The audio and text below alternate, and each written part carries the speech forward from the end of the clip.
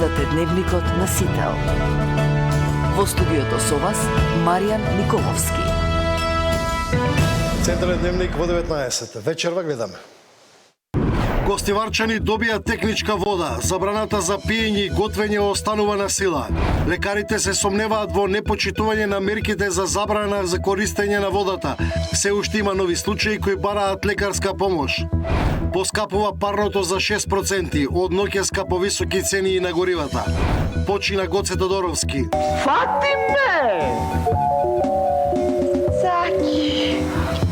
Цаки шебој моја.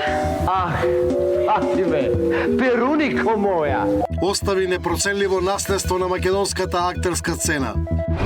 Продолжуваат пожарите во Шпанија и во Франција. Евакуирани над 300.000 луѓе.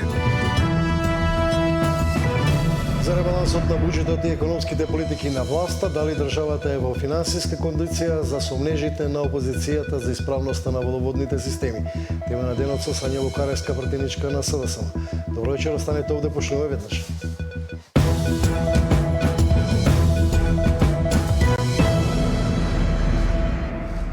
По 10 дена Гостивар од денеска има техничка вода за користење, забраната за пиење се уште стои. Кризниот штаб најавува дека наскоро треба да биде обезбедена и вода за пиење, а до тогаш продолжува доставата на флаширана вода за гостиварчани. Во водата во Гостивар повеќе нема фекалии, но се уште е небезбедна за пиење. По 10 дена, ова е делумно леснување за гостиварци кои од денеска водата ќе може да ја користат како техничка за бањење, миење садови и во домакинството, но се уште не смеа да ја користат за готвење. Анализите на јавното предпријатие Водовод покажале дека во последните мерења нема штетни материи, но не смее да се користи како питка вода. Овие неколку денови постојано бевме на терен во општина Гостивар со тоа што екипите земаа примероци од 6 локации во градот Гостивар од краен потрошувач. Кај сите примероци 3 дена последователно е забележано отсуство на колиформни бактерии и поради тоа што е вршено хлорирање со поголема концентрација од вообичаената, кај примероците не е констатирано присуство на трихолометани во над дозволените граници.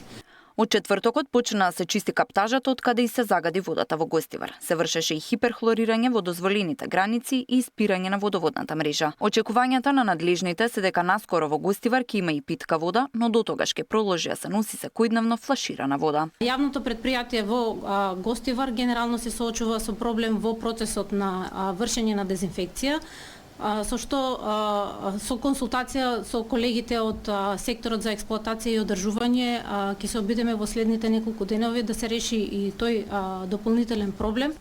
По повеќекратни испитувања имаме добиено потврда од страна на експертите од анализите кои што се правени дека истата може да се користи како техничка вода, но пак ќе повторам, не може се уште да се користи како вода за пиење или пак за приготвување на храна. Ќе продолжиме во делот на обезбедување на флаширана вода за пиење и понатаму како што го правевме овие неколку дена претходно. Во координација сме со општината во делот на сето она кое што треба да се превземе и понатаму. Со цел целосна контрола над состојбата, деновиве се проширува мрежата на мирни точки, каде што примеруците ќе минуваат низ детални лабораториски проверки. Официјално зелено светло за користење на водата за пиење ќе биде дадено дури откако последователните анализи ќе покажат стабилна дезинфекција и континуирано исправни параметри. Забраната за секакво користење на водата во Гостивар е од 17 јули. Тамара Дичевска, Сител телевизија. Здравствениот дом во Гостивар се уште бележи лица со симптоми на труење. Лекарите се сомневаат дека некој не ги почитува препораките за некористење на водата од градскиот водовод.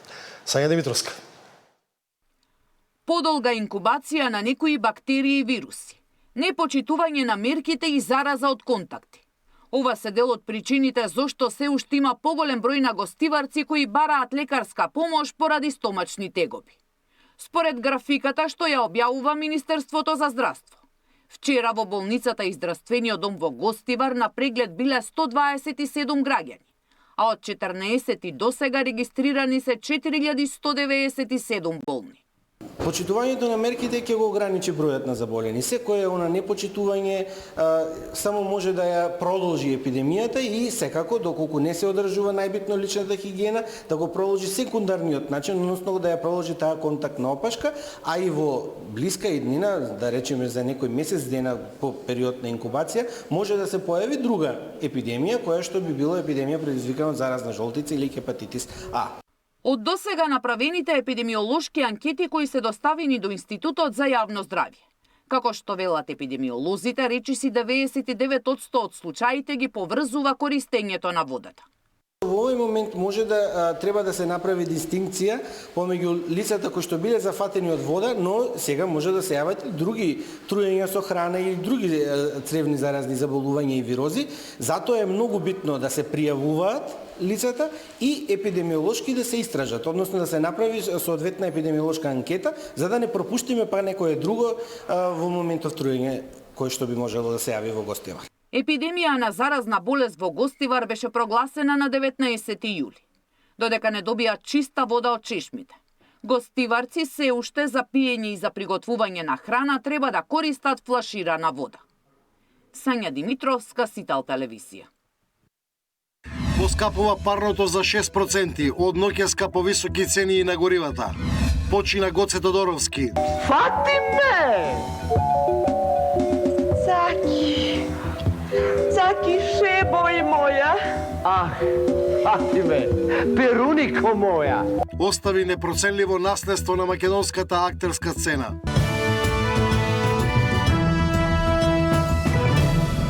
Поскапува парното, од утре нови повисоки цени и на горивата. Сметките за парно ќе бидат повисоки за 6%, а дизелот за 4,5 денари. Мартин Арсов. Повторно поскапуваат горивата, бензините за 3, дизелот за 4,5 денари.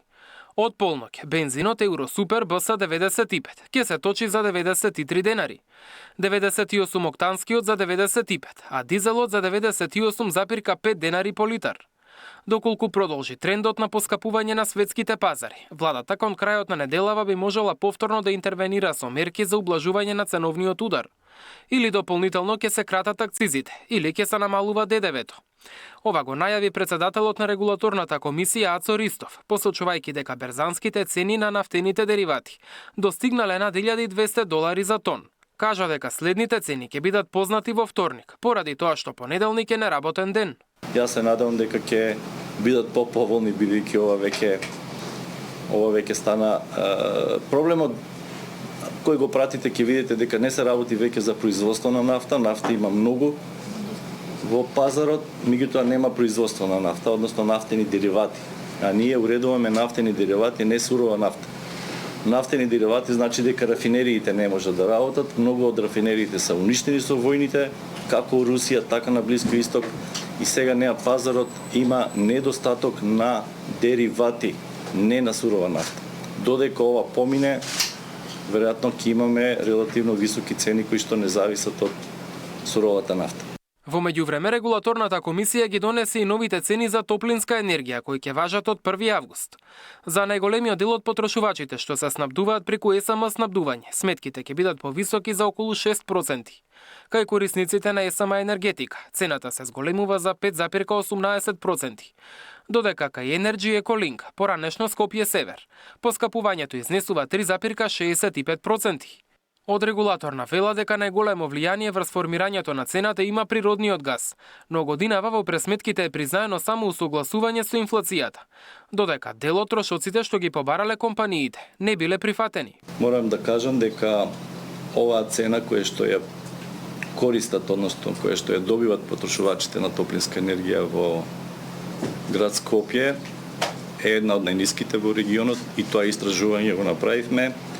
Имено ние сме пониски во однос на Белград за 41%, во однос на Љубљана за 34%, Сарајево 19,2% и така натаму.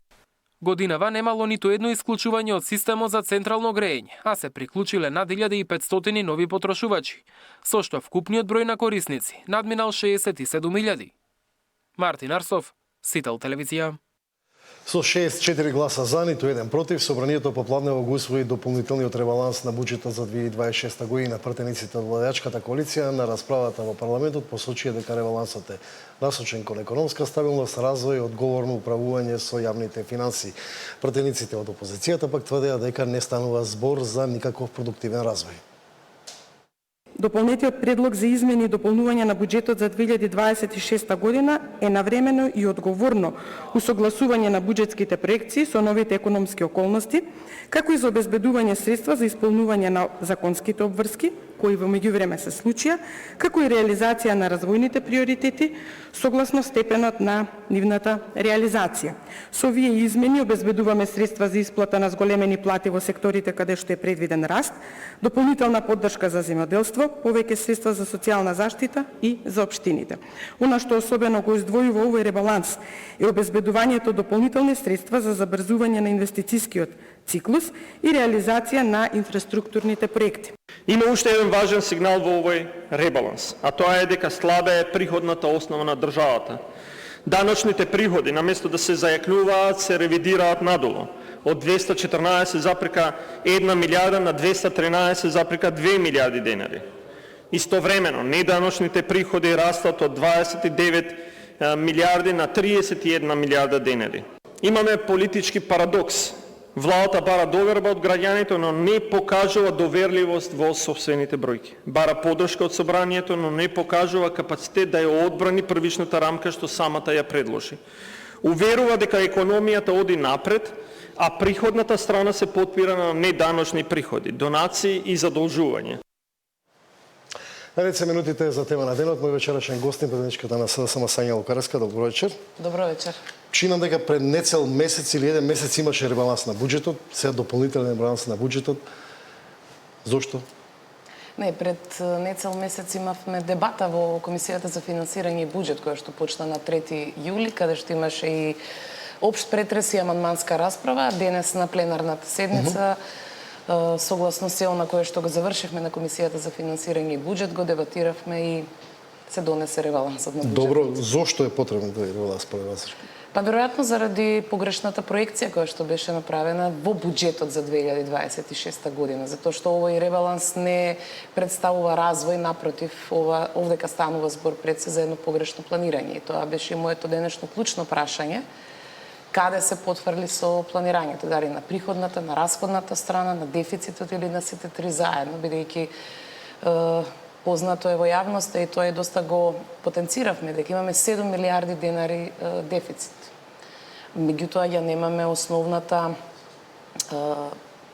потреба да знаеме зашто всушност ќе се потрошат тие 7 милиарди денари. Под превезот на можноста за инвестиции, за развој, за напредок, за вбризгување на повеќе средства во единиците на локалната самоуправа за нови проекти, меѓутоа нас секако ни треба и поголема отчетност да ги видиме тие проекти, каде ќе бидат, за кои цели се и така натаму. Повеќе неодговорени прашања.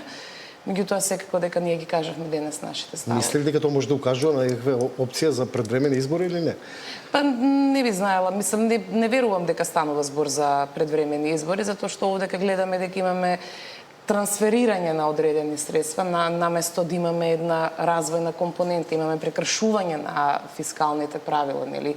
Согласно фискалните правила, буџетскиот дефицит треба да биде 3%, а сега веќе тоа е 4,1% и затоа постојано зборувавме. Не може да дозволиме ние во еден ребаланс расходната страна да расте, а приходната страна да биде статус кво. Секако дека капиталните расходи, да, кажуваат дека ќе има инвестиции, дека ќе има проекти и така натаму, но сепак сметаме дека повеќе се потребни одговори отколку голи бројки. Тие бројки околу дефицитот не е забелешка на меѓународниот монетарен фонд да остане 3,5 како беше таму или? Да, и нивните првични насоки беа дека и Светска банка и Меѓународниот монетарен фонд дека има преоптимистички проекции во рамки на носењето на буџетот. Уште тогаш кога прогнозира од владата дека ќе има 3,8% раст на БДП, тие останаа на она линија од 3%, а сега имаме раст на БДП од 3,5%, пак е некоја преоптимистичка проекција. Меѓутоа и изголемувањето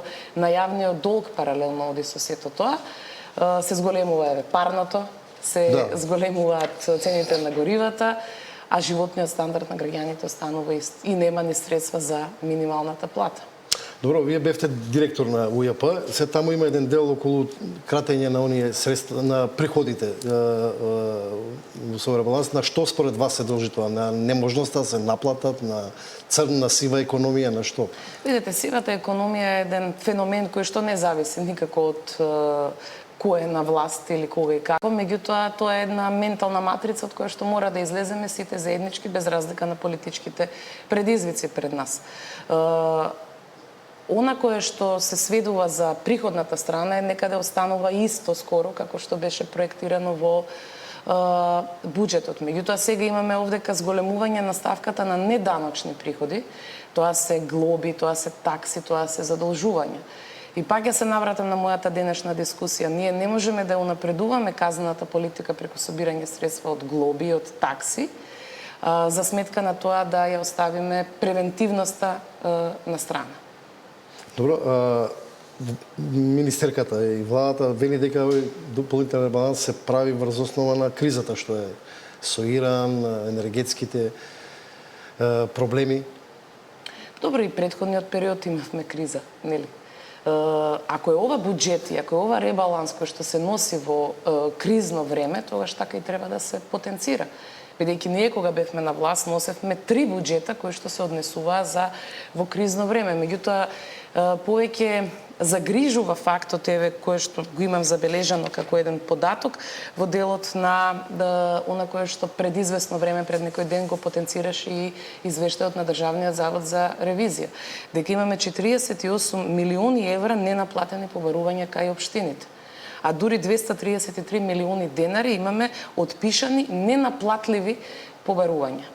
Врз основа на тоа, во една посебна ставка за децентрализација, ние уште повеќе бустаме што повеќе средства да има кај општините, а тие се презадолжени. Имаме унгарски кредит, исто така, кој што беше исклучително насочен за проекти и развој на самите општини. Така да кога ќе ги земеме сите сегменти во една целина, може да заклучиме дека јавниот интерес, мислам дека не е силна страна на овој ребаланс. Добро, околу општините, мислам, и ваше време имаше некој процес на раздолжување или кратење на ова. И преку таа програмата има. Да, тоа е некој веројатно посериозен проблем со долги години со кој што го има Македонија околу функционирањето на тој сегмент од општеството. Што мислите таму? Кој е најсоодветен модел? Па, веројатно најсоодветен модел би било пред се да се видат и самите буџети општински кои што ги имаат општините.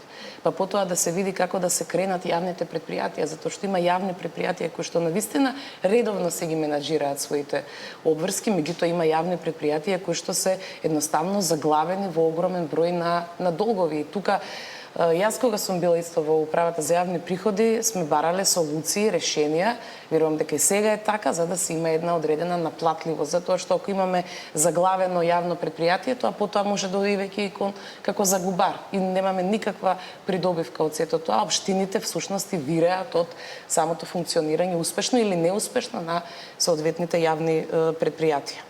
Добро, пред некој ден имаше која информација, премиерот вели дека тој порано случувало да државата се задолжува кај своите јавни предпријатија. При тоа едно од нив е со кредити. Тоа логично е според вас?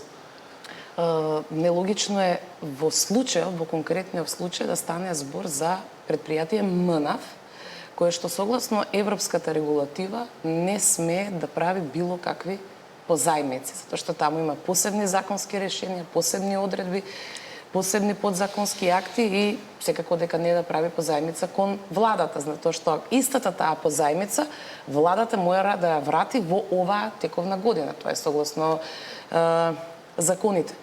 И ако денеска онакое што го прочитав дека МНАВ дава позајмица од 7 милиони, а од друга страна е задолжена со 15 милиони, тогаш не ја разбирам ни логиката зошто баш од таму. Добро, се случувало порано во минатото такви трансфери на пари?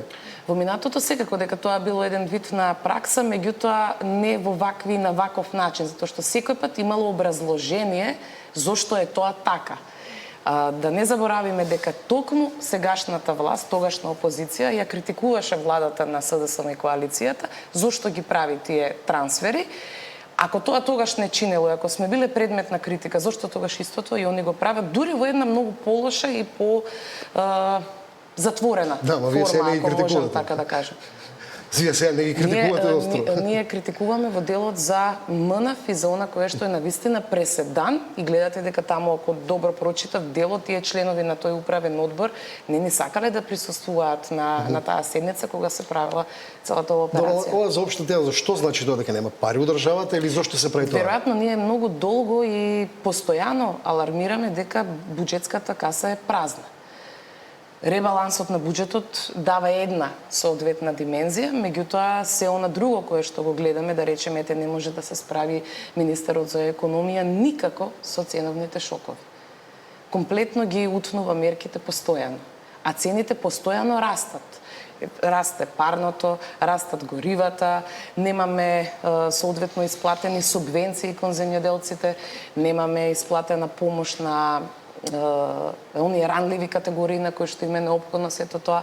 За прв пат одредени болници кои што функционирале 40 години сега се со блокирани сметки. Така да реалноста е таа дека навистина не одиме во добра насока. Вашите проценки за финансиската кондиција на државата? Еве, кажав накратко. Тоа не се добри параметрите. Не само што сме опозиција, па дека по секоја цена мора да критикуваме, меѓутоа ако имаме 18,8 милиарди денари кои што се доспејани, а неплатени обврски кон реалниот сектор, кон непрофитните организации, кон здруженијата, тоа е исто така аларм, висок аларм. Уште една друга тема која не е актуелна периодов, то и тука сте како опозиција поприлично ревностни периодов е околу водоснабдувањето. Значи случајот Гостивар, отворивте неколку други случаи за кои што тврдите дека несоодветно се третираат. Денеска баравте, чинам, да се бидат објавени резултатите за водата во Гостивар. Тоа е стратегија, политика за критика на власта или сериозни имате индиции дека има проблеми со водоснабдителните системи и нередовно контролирање? Па да, го побаравме тоа ке сите водоснабдителни системи да се направи соодветен надзор од релевантни институции во рамки на системот. Да не заборавиме дека првичниот сигнал беше на 13 мај во болницата за белодробни заболувања во Лешак.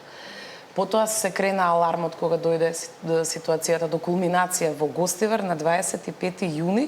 Значи за прв пат таму почна целата оваа епидемиолошка состојба и покрај тоа што имаше одредено доцнење, па се објавуваа, па не се објавуваа резултатите.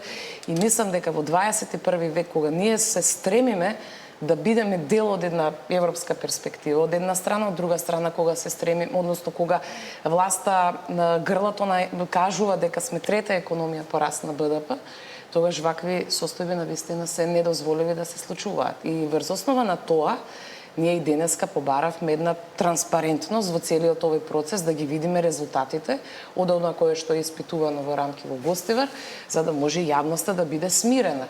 А со политички препукувања на вакви крупни теми, мислам дека нема да има. Добро, имате сомнеш дека резултатите се неисправни, па владата пуштила вода или? Значи, ние денеска прво не го видовме никаде министерот за здравство. Ова е исклучително негов ресор. Веројатно после оние изјави дека црвениот аларм затаил за да се постапува од страна на институциите и втората изјава дека не треба толку многу граѓаните да се концентрираат на наративот на јавачите на епидемијата, како што тој ги нарече, веројатно и за тоа е повлечен од јавност. Меѓутоа овие се негови теми. Во вакви кризни времења мислам дека на секој 2 часа треба да го гледаме него како најповикан, заедно со сите други институции кои што се тука, и врз основа на тоа ние ја бараме таа транспарентност и отчетност да ја добиеме, и се надевам дека ќе ја добиеме.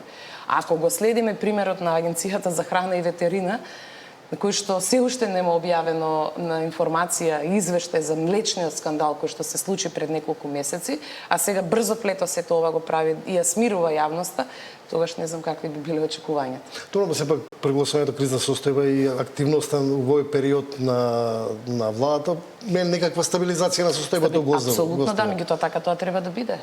Тоа е всушност кај нив е одговорноста, не е одговорноста кај опозицијата, па сега да се повикуваме кој колку го застапувал или го промовирал градоначалникот или менаџментот во општина Гостивар. Тоа воопшто не е тема на дискусија, напротив. Тама го вели власта кога вие секојдневно кажувате не е добра водата, ваму, таму, тоа да укажува повеќе исто на политички. Да, меѓутоа имаме ние повеќе случаи, значи имаме во Гостивар, имавме во Валантов. Во Лешок ви го напоменав исто така. Сега чекаме утре од третата контрола во Крушево. По најновите информации можеби да има нешто слично и во Маврово, Ростуше, значи и она кое што го видовме и во Лепенец и во реката Вардар, таа бела пена, значи станува збор за една животозагрозувачка состојба за сите граѓани во државата. Оние кои што имаат сега одговорноста треба да пуштат, да покажат некои смирувачки тонови и да знаеме кои се следните чекори кои што ги превземаат. Не би сакала да напаѓам никој, меѓутоа за тоа се избрани од граѓаните на некој начин. Благодарам за гостување. И благодарам и на вас на поканата.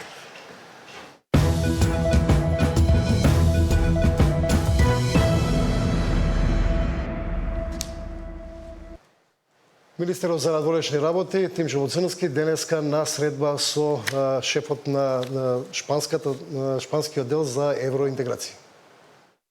Процесот на пристапување мора да остане кредибилен, предвидлив и еднаков за сите и заснован на заслуги се до полноправно членство во Европската Унија. Ваква порека му принел шефот на македонската дипломатија Муцунски на средба со шпанскиот државен секретар Фернандо Маријано Сан Педро Маркос, кој во посета на Македонија. Како што соопшти од МНР по средбата, во фокусот на разговорите биле европската интеграција на Македонија и процесот на проширување. Ја нагласи важноста од продолжување на соработката со Шпанија во престојните дискусии за едината на политиката на проширување. Процесот на пристапување мора да остане кредибилен, предвидлив, еднаков за сите и заснован на заслуги, со јасна крајна цел полноправно членство во Европската Унија, паралелно со напредување на практичните форми на постепена интеграција.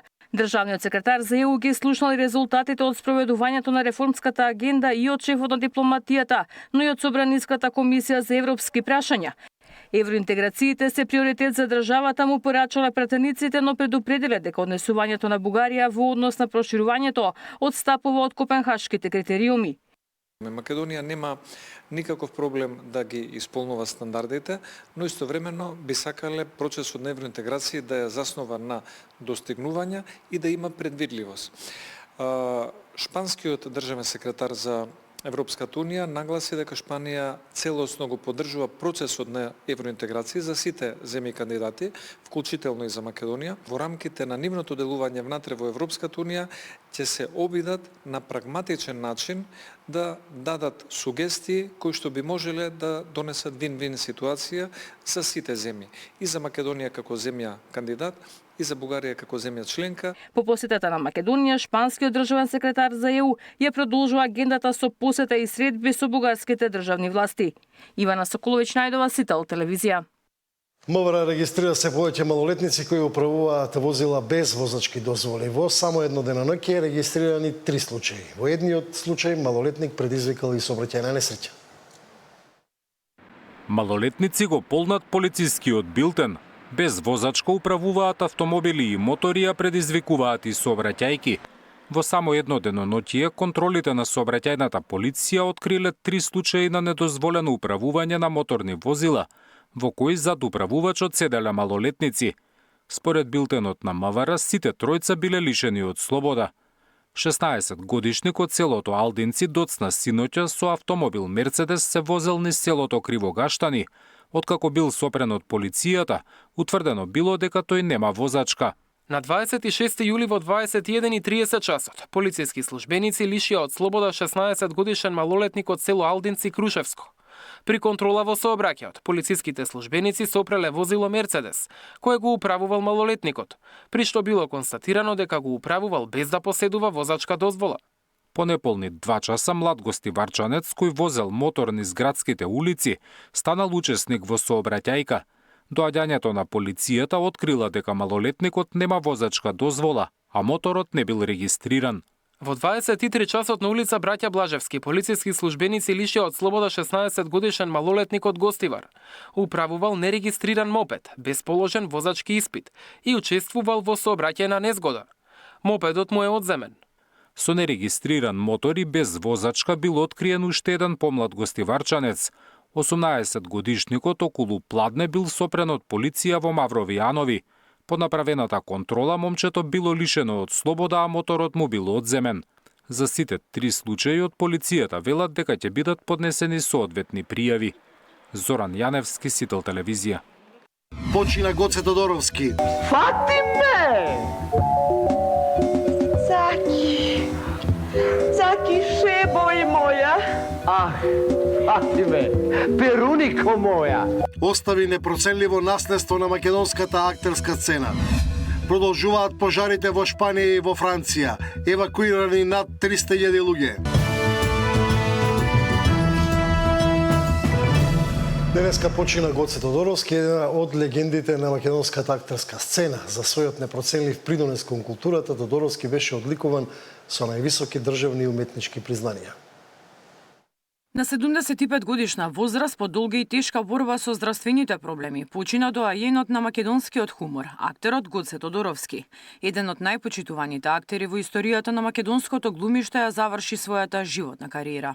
Фати ме! Заки шебој моја. Ах, фати ме, перунико моја. Веста за заминувањето ја потврди неговата ќерка Сашенка Тодоровска. Во емотивната порака напиша дека Гоце имал огромна желба за живот, но за жал неговото срце не издржало. Уште кога си замина кумат Званчо, замини и дел од тебе, остана без една половина. Крај, сега барем знам дека сте заедно, тандем на овој, па и на оној свет. Со повеќе од 4 децении творештво, тој беше заштитно лице и на радиоетерот преку култната емисија Хихирику, а преку Бушева азбука и над 250 епизоди од македонските народни приказни, неговиот лик стана дел од секојдневието на генерации македонски семејства. Аз се сетив. Фарно стори сега речи фала. Фарно стори сега речи фала. Абе, зошто го тепаш, бе? Што те гајле? Како што ме гајле, бе? Бегај топнам со мотиката. Бегај таму. Арно стори сега речи фала. Кажи ми, да ти кажем, од кај да знам зошто. Само ми рече дека тој и рекол, никого да не прима в куќи. Ти мене ќе ме сполавиш, бе, сико, ќе ме сполавиш, Магде! Неговата богата кариера започна на Факултетот за драмски уметности во Скопје во класата на професор Илија Ѓувалековски. Веднаш по дипломирањето во 1978 година стана член на Драмскиот театар, каде што одигра над 40 легендарни улоги, вклучувајќи го незаборавниот Цанте во Солунски патрдии и Јацко во Викенд на мртовци. Се до неговата последна улога Ставре во Како да се ограби банка. Ово ја распродава жена си како кола, дел по дел. Ти не знаеш, Крица, колку пари даваа странците за оваа работа. Се марки долари. Никош не сум верувал дека на вакво дереđe ќе падне. Абе, доста, Види ме на шо личам. Шо личиш? На мајмун личам. Значи, предов преку се. Ама не можам да премина преку онаа нимфоманка, која ми го мами човекот што ми бил прв и последен во мојот живот. Освен драматичната сцена, зад себе остави повеќе од 60 филмски и телевизиски продукции, меѓу кои Црвениот конј, Срекна нова 49-та, Пред дождот, До Балчак, Ослободување на Скопје, Преспав и Бистра вода. Бев среќен актер, затоа што играв во најслушана радиоемисија, тоа е Хихирику, и во најгледана телевизиска емисија, тоа се македонските народни приказни, заедно со Колозов, Ѓорѓе Колозов, со Шенка Колозова и јас и Иванчо, ние бевме костурот и основоположници на брендот македонски приказни. Имам стимено преку 600 македонски приказни, звучи малку неверојатно, ама толку се. И често пати се фалам дека јас имам поголема минутажа стоено пред камера отколку еден од најголемите глумци во Америка, Џон Вен, кој има снимено, да речеме, негде за цело своје живење, околу 32 филми. Емотивна порака упатија и од неговиот матичен Драмски театар. За Драмски театар Скопје, Гоце Тодоровски не беше само еден од најдолговечните и најсакани членови на ансамблот. Тој беше дел од идентитетот на театарот и од генерациите што растеа со неговите улоги. Гоце, ти благодариме за секоја представа, за секој лик и за секоја насмевка.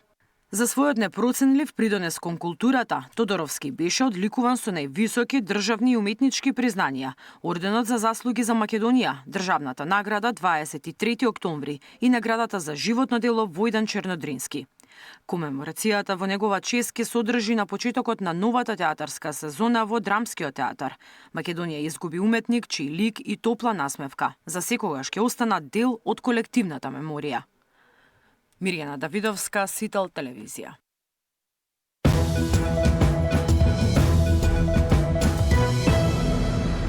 Во продолжение блог вести од светот.